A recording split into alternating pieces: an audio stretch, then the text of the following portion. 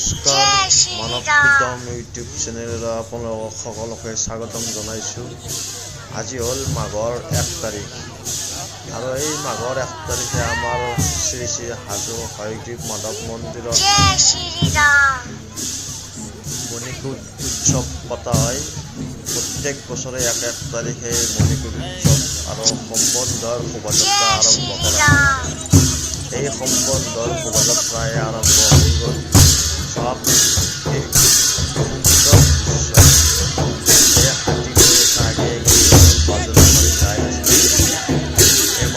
কিমান মানুহ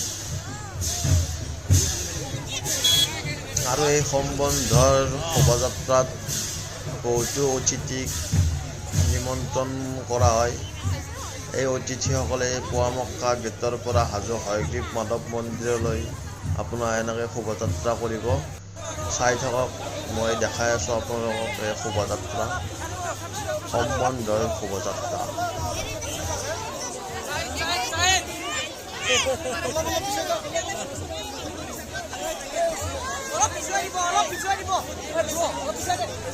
এয়া দীপান্বিতা বা নয়ন নিলিম আৰু নিকিত আৰু এনেকৈ বহুত শ্যামন্তিকা বাইদেউ বহুকেইটা অতিথিক নিমন্ত্ৰণ কৰা হৈছে। এয়া তেখেতসকল যাই আছে আৰু চাওক ইমান সুন্দৰ কৰি শাৰী পাতি লাইন কৰি আহিছে। এয়া ইয়াতে সম্বৰ্ধনা জনালে আমাৰ হাজো সাততলা চকত এনেকৈ সকলোকে সম্বৰ্ধনা জনালে।